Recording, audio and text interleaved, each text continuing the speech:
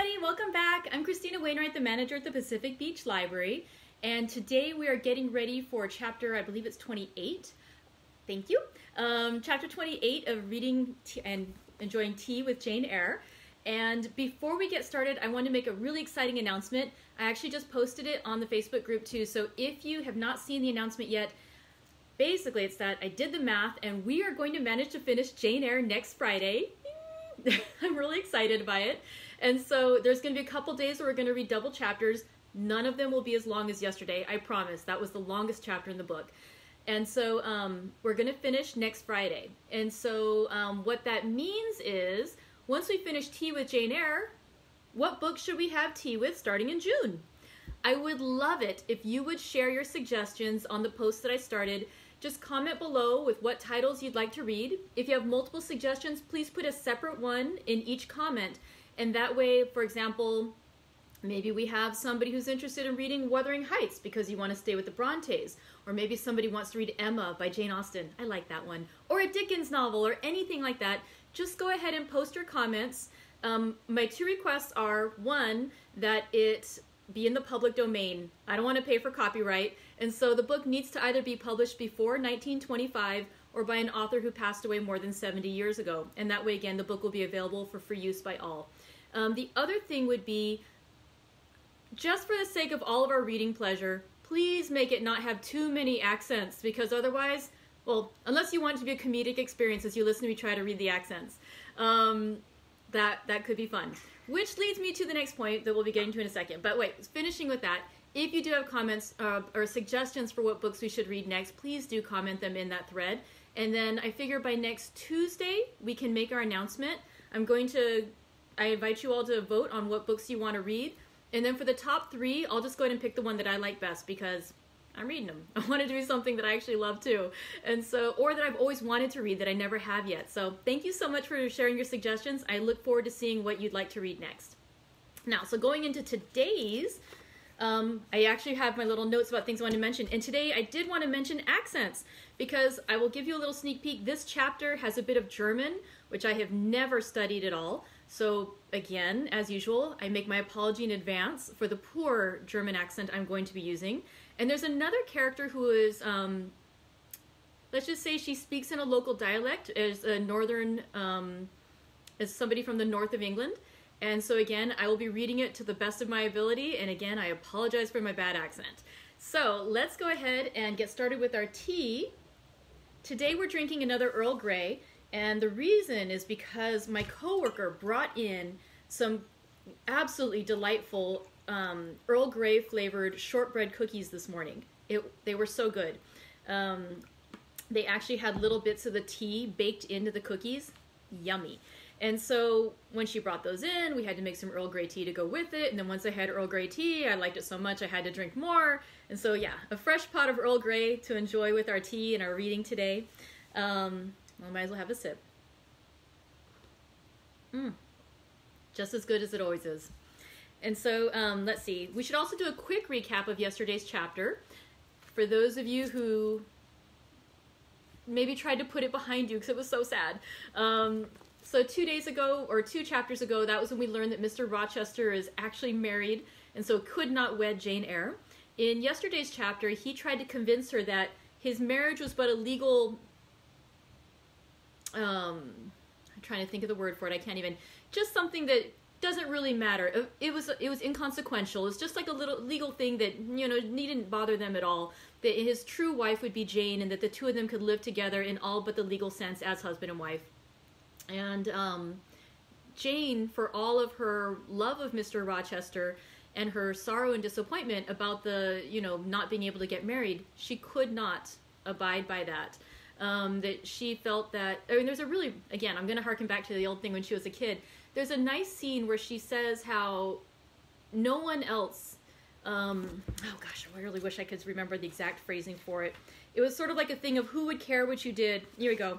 Who in the world cares for you, or who will be injured by what you do? And she replies, I care for myself. The more solitary, the more friendless, the more unsustained I am, the more I will respect myself.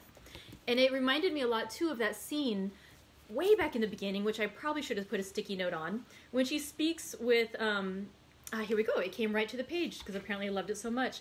In chapter 8, when she spoke with Helen Burns back at the Lowood School, and she was saying how she felt so hated by the rest of the members of the school because Mr. Brocklehurst had told them all that Jane was a liar. And Helen says to her, if all the world hated you and believed you wicked, while your own conscience approved you and absolved you from guilt, you would not be without friends.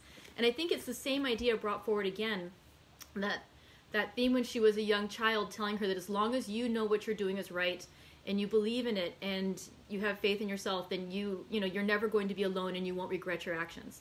And so the same thing again too when Mr. Rochester tried to convince her that she need not live according to society, and for herself she decided it isn't just about what society is saying is right, it's what she believes is right, and that she needs to be able to respect herself at the end of the day.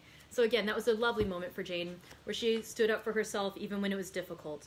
So where that chapter ended was that Mr. Rochester went to bed, trying to give her some more time to think about things, hopefully make the decision to stay with him.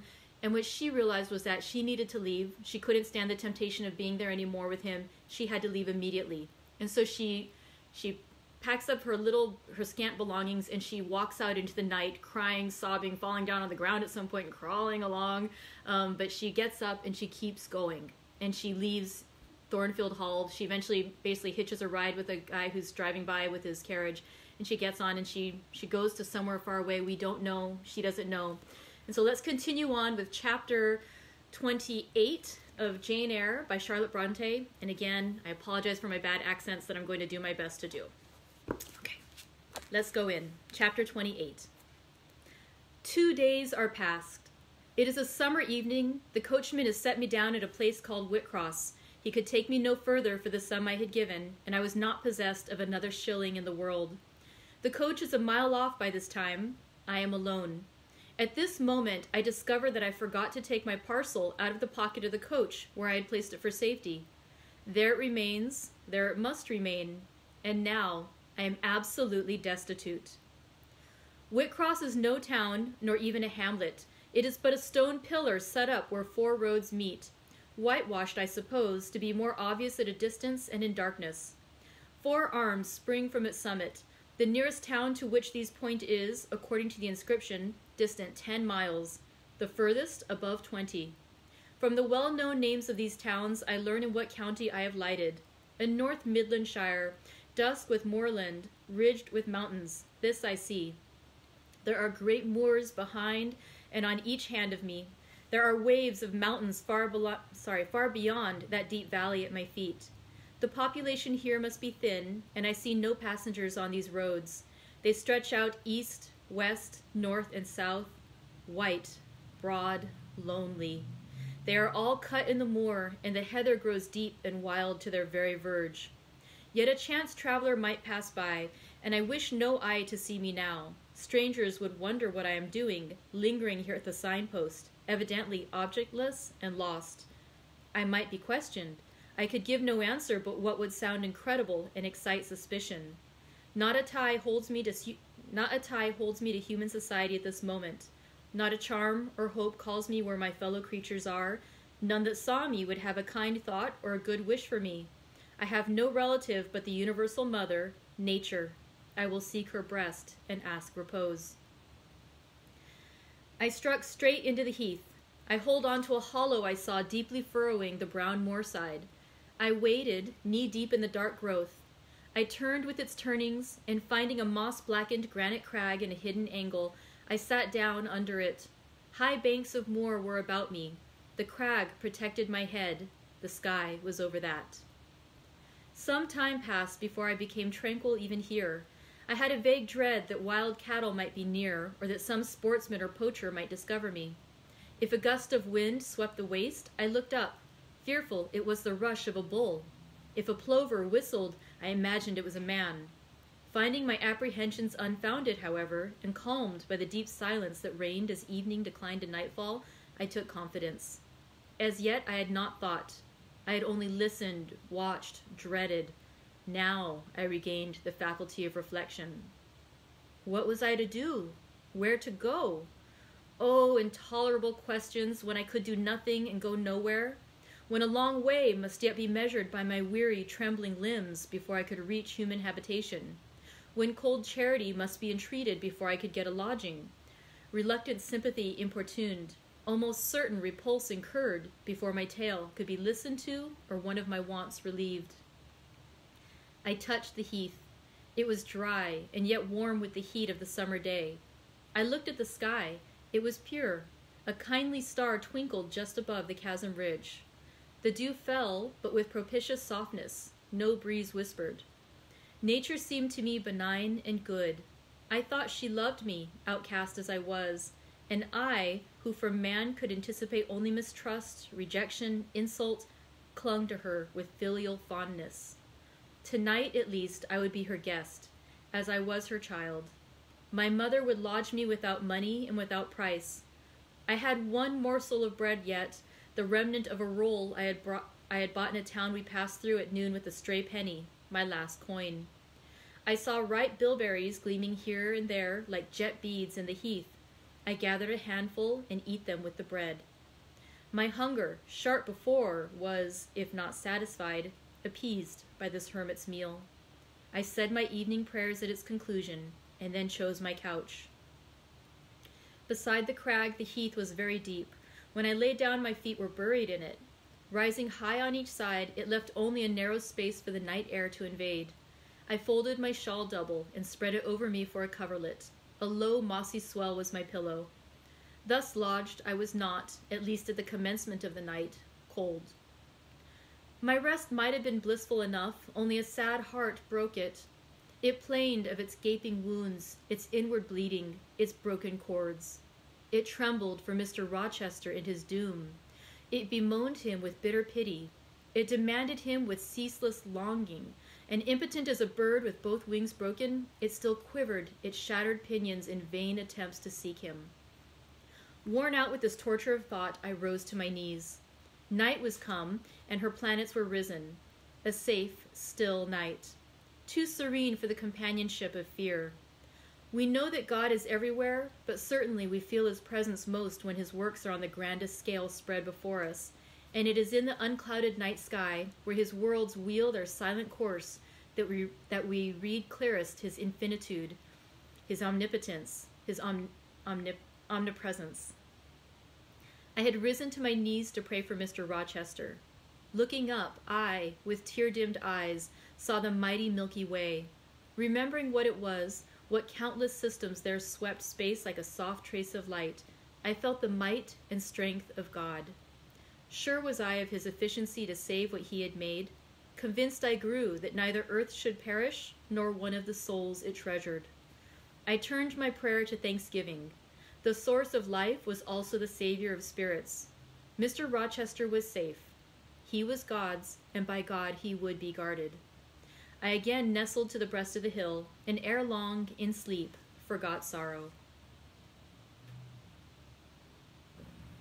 But next day, want came to me, pale and bare.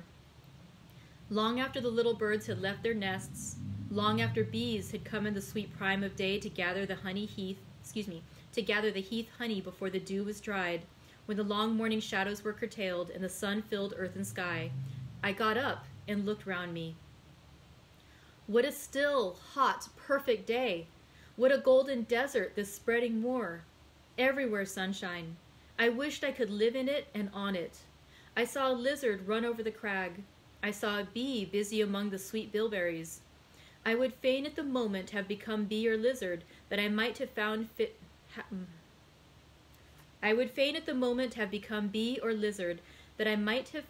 fitting nutriment, permanent shelter here. But I was a human being, and had a human being's wants. I must not linger where there was nothing to supply them. I rose. I looked back at the bed I had made. Hopeless of the future, I wished but this, that my Maker had that night thought good to require my soul of me while I slept, and that this weary frame, absolved by death from further conflict with fate, had now but to decay quietly and mingle in peace with the soil of this wilderness. Life, however, was yet in my possession, with all its requirements and pains and responsibilities. The burden must be carried, the want provided for, the suffering endured, the responsibility fulfilled. I set out. Whitcross regained, I followed a road which led from the sun, now fervent and high. By no other circumstance had I will to decide my choice. I walked a long time, and when I thought I had nearly done enough, and might conscientiously yield to the fatigue that almost overpowered me, might relax this forced action, and sitting down on a stone I saw near, submit resistlessly to the apathy that clogged heart and limb, I heard a bell chime, a church bell. I turned in the direction of the sound, and there, among the romantic hills, whose changes in aspect I had ceased to note an hour ago, I saw a hamlet and a spire. All the valley at my right hand was full of pasture fields and cornfields and wood, and a glittering stream ran zigzag through the varied shades of green, the mellowing grain, the somber woodland, the clear and sunny lea. Recalled by the rumbling of wheels to the road before me, I saw a heavily laden wagon laboring up the hill, and not far beyond were 2 cows and their drover. Human life and human labor were near. I must struggle on, strive to live and bend to toil like the rest. About 2:00 p.m., I entered the village. At the bottom of its one street there was a little shop with some cakes of bread in the window. I coveted a cake of bread. With that refreshment I could perhaps regain a degree of energy. Without it, it would be difficult to proceed. The wish to have some strength and some vigor returned to me as soon as I was among my fellow beings. I felt it would be degrading to faint with hunger on the causeway of a hamlet. Had I nothing about me I could offer in exchange for one of these rolls? I considered. I had a small silk handkerchief tied round my throat. I had my gloves. I could hardly tell how men and women in extremities of destitution proceeded. I did not know whether either of these articles would be accepted. Probably they would not, but I must try. I entered the shop. A woman was there. Seeing a respectably dressed person, a lady as she supposed, she came forward with civility. How could she serve me? I was seized with shame. My tongue would not utter the request I had prepared. I dared not offer her the half-worn gloves, the creased handkerchief. Besides, I felt it would be absurd. I only begged permission to sit down a moment, as I was tired. Disappointed in the expectation of a customer, she coolly acceded to my request. She pointed to a seat. I sunk into it. I felt sorely urged to weep, but conscious how unseasonable such a manifestation would be, I restrained it. Soon I asked her if there were any dressmaker or plain workwoman in the town, or in the village. Yes, 2 or 3, quite as many as there was employed. I was driven to the point now. I was brought face to face with necessity. I stood in the position of one without a resource, without a friend, without a coin. I must do something. What? I must apply somewhere. Where? Did she know of any place in the neighborhood where a servant was wanted? Nay, she couldn't say. What was the chief trade in this place? What did most of the people do? Some were farm laborers. A good deal worked at Mr. Oliver's needle factory and at the foundry. Did Mr. Oliver employ women? Nay, it was men's work. And what did the women do? I not, was the answer. Some does one thing and some another. Poor folk mun get on as they can. She seemed to be tired of my questions, and indeed, what claim had I to importune her? A neighbor or 2 came in. My chair was evidently wanted. I took leave. I passed up the street, looking as I went at all the houses to the right and to the left, but I could discover no pretext, nor see an inducement to enter any. I rambled round the hamlet, going sometimes to a little distance and returning again for an hour or more. Much exhausted and suffering greatly now for want of food, I turned aside into a lane and sat down under the hedge. Ere many minutes had elapsed, I was again on my feet, however, and again searching something, a resource, or at least an informant. A pretty little house stood at the top of the lane with a garden before it, exquisitely neat and brilliantly blooming. I stopped at it. What business had I to approach the white door or touch the glittering knocker? In what way could it possibly be the interest of the inhabitants of that dwelling to serve me? Yet I drew near and knocked. A mild-looking, cleanly attired young woman opened the door. In such a voice as might be expected from a hopeless heart and fainting frame, a voice wretchedly low and faltering, I asked if a servant was wanted here. No, said she, we do not keep a servant. Can you tell me where I could get employment of any kind? I continued. I am a stranger, without acquaintance in this place. I want some work, no matter what. But it was not her business to think for me or to seek a place for me. Besides, in her eyes, how doubtful must have appeared my character, position, tale. She shook her head. She was sorry she could give me no information, and the white door closed, quite gently and civilly, but it shut me out. If she had held it open a little longer, I believe I should have begged a piece of bread, for I was now brought low. I could not bear to return to the sordid village where, besides, no prospect of aid was visible.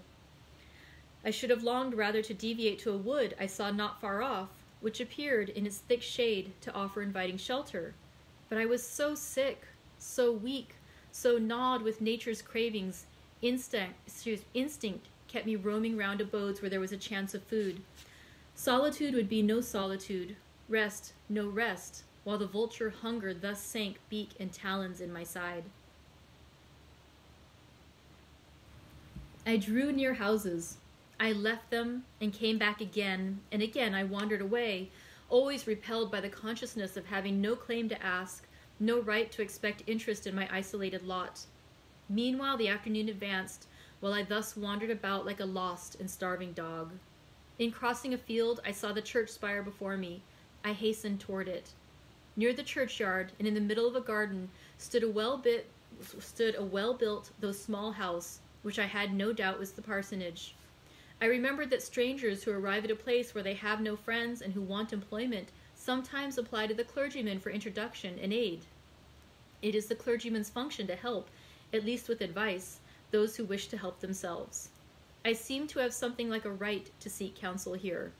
Renewing then my courage and gathering my feeble remains of strength, I pushed on. I reached the house and knocked at the kitchen door. An old woman opened. I asked, was this the parsonage? Yes. Was the clergyman in? No. Would he be in soon? No, he was gone from home. To a distance? Not so far. Happened 3 mile. He had been called away by the sudden death of his father. He was at Marsh End now, and would very likely stay there a fortnight longer. Was there any lady of the house? Nay, there was naught but her, and she was housekeeper. And of her, reader, I could not bear to ask the relief for want of which I was sinking. I could not yet beg, and again I crawled away. Once more I took off my handkerchief. Once more I thought of the cakes of bread in the little shop. Oh, but for a crust, for but one mouthful to allay the pang of famine. Instinctively, I turned my face again to the village. I found the shop again, and I went in. And though others were there besides the woman, I ventured the request, would she give me a roll for this handkerchief? She looked at me with evident suspicion. Nay, she never sold stuff in that way. Almost desperate, I asked for half a cake. She again refused. How could she tell where I had got the handkerchief, she said. Would she take the gloves? No, what could she do with them? Reader, it is not pleasant to dwell on these details.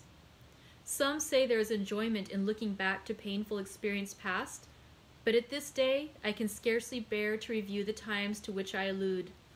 The moral degradation blent with the physical suffering formed too distressing a recollection ever to be willingly dwelt on. I blamed none of those who repulsed me. I felt it was what was to be expected and what could not be helped. An ordinary beggar is frequently an object of suspicion, a well-dressed beggar inevitably so. To be sure, what I begged was employment, but whose business was it to provide me with employment? Not certainly that of persons who saw me then for the first time and who knew nothing about my character. And as to the woman who would not take my handkerchief in exchange for her bread, why, she was right. If the offer appeared to her sinister or the exchange unprofitable, let me condense now. I am sick of the subject. A little before dark, I passed a farmhouse, at the open door of which the farmer was sitting, eating his supper of bread and cheese. I stopped and said, "Will you give me a piece of bread? For I am very hungry." He cast on me a glance of surprise, but without answering, he cut a thick slice from his loaf and gave it to me. I imagine he did not think I was a beggar, but only an eccentric sort of lady who had taken a fancy to his brown loaf. As soon as I was out of sight of his house, I sat down and ate it. I could not hope to get a lodging under a roof, and sought it in the wood I have before alluded to. But my night was wretched, my rest broken. The ground was damp, the air cold. Besides, intruders passed near me more than once, and I had again and again to change my quarters. No sense of safety or tranquility befriended me. Toward morning it rained. The whole of the following day was wet. Do not ask me, reader, to give a minute account. Do not ask me, reader, to give a minute account of that day. As before, I sought work. As before, I was repulsed. As before, I starved. But once did food pass my lips. At the door of a cottage, I saw a little girl about to throw a mess of cold porridge into a pig trough. "Will you give me that?" I asked. She stared at me. "Mother," she exclaimed, "there is a woman wants me to give her these porridge." "Well, lass," replied a voice within, "give it her if she's a beggar. The pig doesn't want it."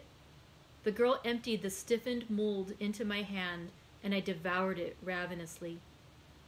As the wet twilight deepened, I stopped in a solitary bridle path, which I had been pursuing an hour or more. "My strength is quite failing me," I said in soliloquy. "I feel I cannot go much further. Shall I be an outcast again this night? While the rain descends so, must I lay my head on the cold, drenched ground? I fear I cannot do otherwise, for who will receive me? But it will be very dreadful with this feeling of hunger, faintness, chill, and this sense of desolation, this total prostration of hope. In all likelihood, though, I should die before morning. And why cannot I reconcile myself to the prospect of death? Why do I struggle to retain a valueless life? Because I know or believe Mr. Rochester is still living, and then to die of want and cold is a fate to which nature cannot submit passively. Oh, Providence, sustain me a little longer. Aid, direct me." My glazed eye wandered over the dim and misty landscape. I saw I had strayed far from the village. It was quite out of sight. The very cultivation surrounding it had disappeared. I had, by crossways and bypaths, once more drawn near the tract of moorland, and now only a few fields, almost as wild and unproductive as the heath from which they were scarcely reclaimed, lay between me and the dusky hill. Well, I would rather die yonder than in the street or on a frequented road, I reflected. And far better that crows and ravens, if any ravens there be in these regions, should pick my flesh from my bones than that they should be imprisoned in a workhouse coffin and moulder in a pauper's grave. To the hill then I turned. I reached it. It remained now only to find a hollow where I could lie down and feel at least hidden, if not secure. But all the surface of the waste looked level. It showed no variation but of tint, green where rush and moss overgrew the marshes, black where the dry soil bore only heath. Dark as it was getting, I could still see these changes, though but as mere alterations of light and shade, for color had faded with the daylight. My eyes still roved over the sullen swell and along the moor edge, vanishing amid the wildest scenery, when, at one dim point, far in among the marshes and the ridges, a light sprung up. That is an ignis fatuus, was my first thought, and I expected it would soon vanish. It burned on, however, quite steadily, neither receding nor advancing. Is it then a bonfire just kindled? I questioned. I watched to see whether it would spread, but no, as it did not diminish, so it did not enlarge. It may be a candle in a house, I then conjectured. But if so, I can never reach it. It is much too far away, and were it within a yard of me, what would it avail? I should but knock at the door to have it shut in my face. And I sunk down where I stood and hid my face against the ground. I lay still a while. The night wind swept over the hill and over me and died moaning in the distance. The rain fell fast, wetting me afresh to the skin. Could I but have stiffened to the still frost, the friendly numbness of death, it might have pelted on. I should not have felt it, but my yet living flesh shuddered to its chilling influence. I rose ere long. The light was yet there, shining dim but constant through the rain. I tried to walk again. I dragged my exhausted limbs slowly toward it. It led me aslant over the hill, through a wide bog which would have been impassable in winter and was splashy and shaking even now in the height of summer. Here I fell twice, but as often I rose and rallied my faculties. This light was my forlorn hope. I must gain it. Having crossed the marsh, I saw a trace of white over the moor. I approached it. It was a road or a track. It led straight up to the light, which now beamed from a sort of knoll amid a clump of trees, firs apparently from what I could distinguish of the character of their forms and foliage through the gloom. My star vanished as I drew near. Some obstacle had intervened between me and it. I put out my hand to feel the dark mass before me. I discriminated the rough stones of a low wall, above it something like palisades, and within a high and prickly hedge. I groped on. Again, a whitish object gleamed before me. It was a gate, a wicket. It moved on its hinges as I touched it. On each side stood a sable bush, holly or yew. Entering the gate and passing the shrubs, the silhouette of a house rose to view. Black, low, and rather long, but the guiding light shone nowhere. All was obscurity. Were the inmates retired to rest? I feared it must be so. In seeking the door, I turned an angle. There shot out the friendly gleam again, from the lozenged panes of a very small latticed window within a foot of the ground, made still smaller by the growth of ivy or some other creeping plant, whose leaves clustered thick over the portion of the house wall in which it was set. The aperture was so screened and narrow that curtain or shutter had been deemed unnecessary, and when I stooped down and put aside the spray of foliage shooting over it, I could see all within. I could see clearly a room with a sanded floor, clean scoured, a dresser of walnut with pewter plates ranged in rows, reflecting the redness and radiance of a glowing peat fire. I could see a clock, a white deal table, some chairs. The candle whose ray had been my beacon burned on the table, and by its light an elderly woman, somewhat rough-looking but scrupulously clean, like all about her, was knitting a stocking. I noticed these objects cursorily only. In them there was nothing extraordinary. A group of more interest appeared near the hearth, sitting still amid the rosy peace and warmth suffusing it. 2 young, graceful women, ladies in every point, sat, one in a low rocking chair, the other on a lower stool. Both wore deep mourning of crepe and bombacin, whose somber garb singularly set off their very fair necks and faces. A large old pointer dog rested its massive head on the knee of one girl. In the lap of the other was cushioned a black cat. A strange place was this humble kitchen for such occupants. Who are they? They could not be the daughters of the elderly person at the table, for she looked like a rustic, and they were all delicacy and cultivation. I had nowhere seen such faces as theirs, and yet as I gazed on them, I seemed intimate with every lineament. I cannot call them handsome.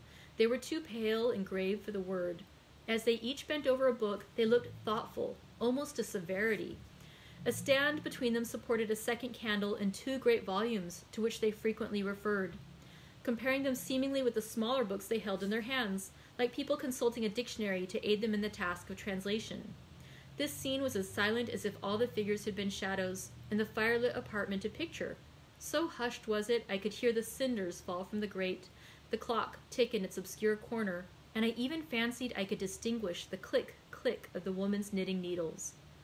When, therefore, a voice broke the strange stillness at last, it was audible enough to me. "Listen, Diana," said one of the absorbed students. "Franz and old Daniel are together in the night-time, and Franz is telling a dream from which he is wakened in terror. Listen!" And in a low voice she read something of which not one word was intelligible to me, for it was an unknown tongue, neither French nor Latin. Whether it was Greek or German, I could not tell. "That is strong," she said when she had finished. "I relish it." The other girl, who had lifted her head to listen to her sister, repeated, while she gazed at the fire, a line which had been read. At a later day, I knew the language in the book, therefore I will here quote the line, though when I first heard it, it was only like a stroke on sounding brass to me, conveying no meaning. Da trat herver einer, an zu sehen wie de sterne Nacht. Good, good, she exclaimed. Inflated, lofty language. That can't be right. Good, good, she exclaimed, while her dark and deep eyes sparkled. There you have a dim and mighty archangel fitly set before you. The line is worth 100 pages of fustian. There's the inflated, lofty language. Ich wage die Gedanken in der Schall meins Zorne, und wirke mittem Gewichte meins Grimms. Then there stepped forth one, in appearance like the starry sky. I weight thoughts in the scale of my anger, and deeds with the weight of my wrath. And it also goes on, the quotation is from Johann Christoph Friedrich von Schiller's The Robbers, Act 5, Scene 1. And then the sister says, I like it. Both were again silent. Is there any country where they talk it that way? Asked the old woman, looking up from her knitting. Yes, Hannah, a far larger country than England, where they talk in no other way. Well, for sure, cause I not how they can understand one to one the other. And if either you went there, you could tell what they said, I guess. We could probably tell something of what they said, but not all, for we are not as clever as you think us, Hannah. We don't speak German, and we cannot read it without a dictionary to help us. And what good does it do to you? We mean to teach it sometime, or at least the elements, as they say, and then we shall get more money than we do now. Very like. But give over studying. You've done enough for tonight. I think we have. At least I'm tired. Mary, how are you? Or Mary, are you? Mortally.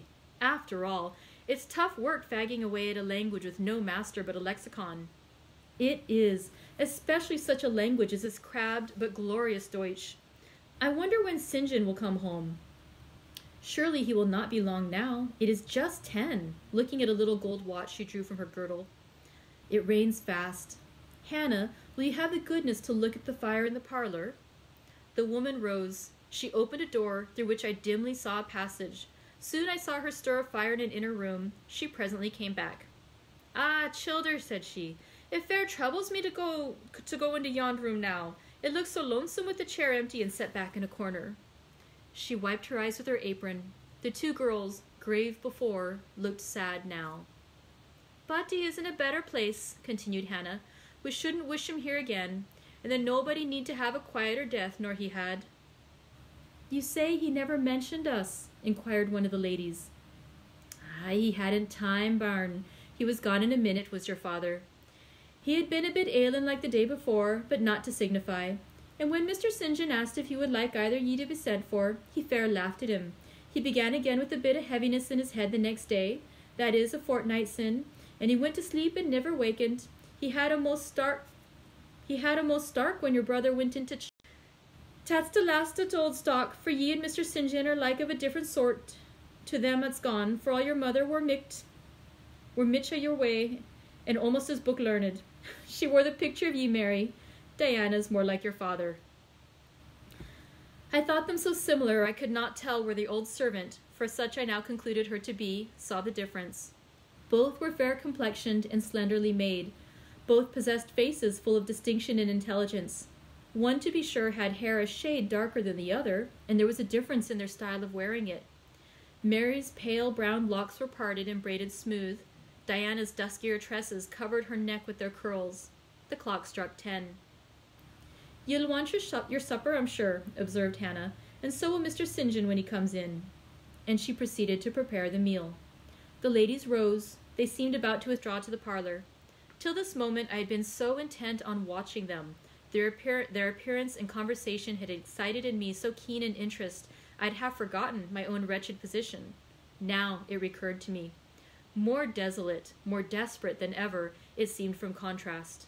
And how impossible did it appear to touch the inmates of this house with concern on my behalf, to make them believe in the truth of my wants and woes, to induce them to vouchsafe a rest for my wanderings. As I groped out the door and knocked at it hesitatingly, I felt that last idea to be indeed a mere chimera. Hannah opened.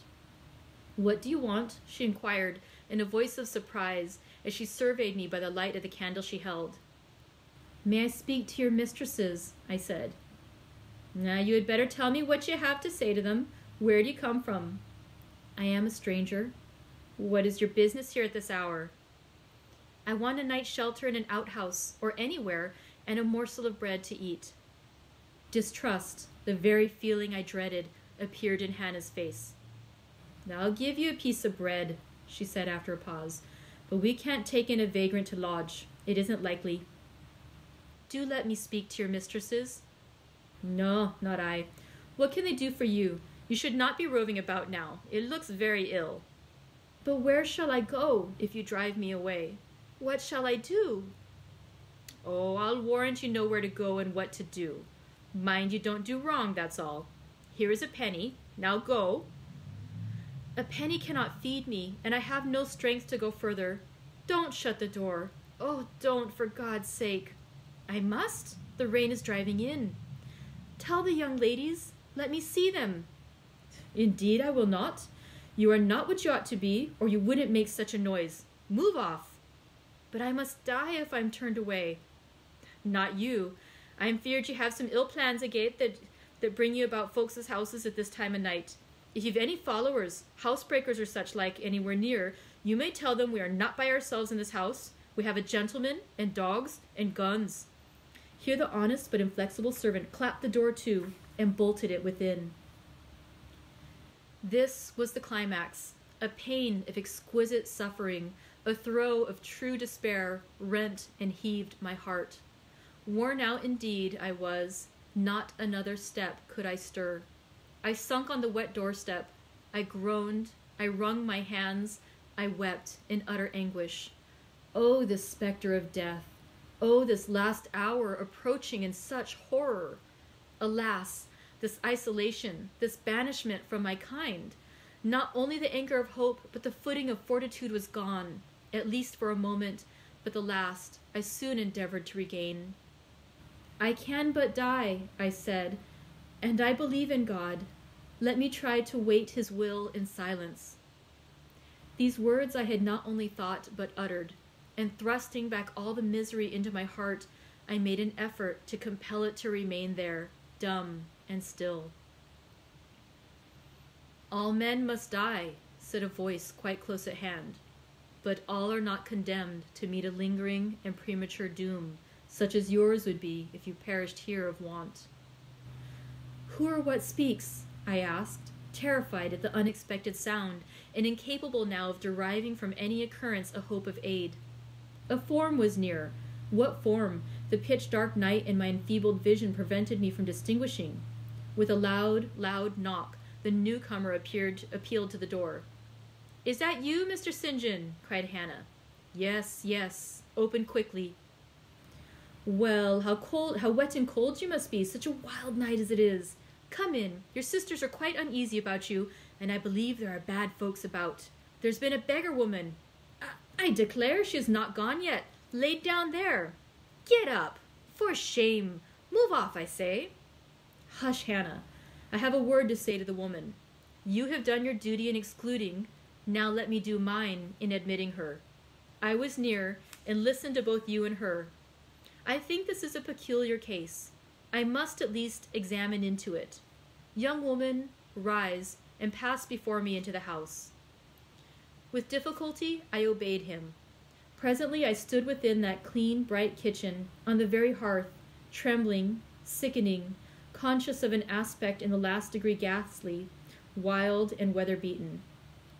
The two ladies, their brother, Mr. St. John, the old servant, were all gazing at me. "St. John, who is it?" I heard one ask. "I cannot tell. I found her at the door," was one reply.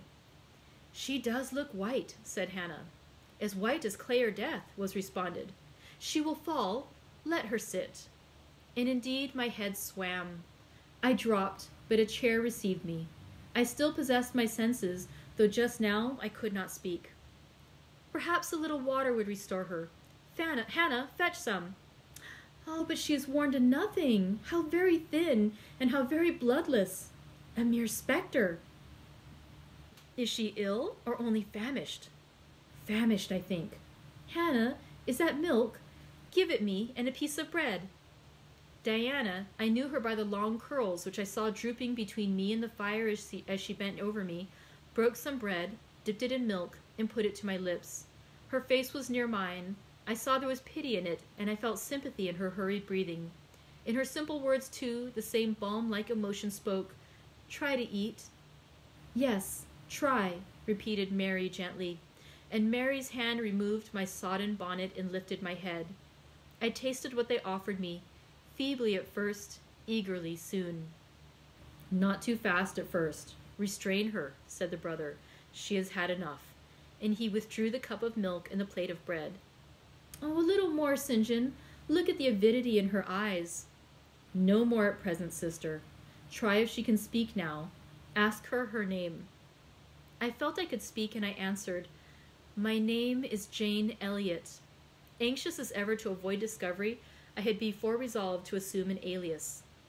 "And where do you live? Where are your friends?" I was silent. "Can we send for anyone you know?" I shook my head. "What account can you give of yourself?"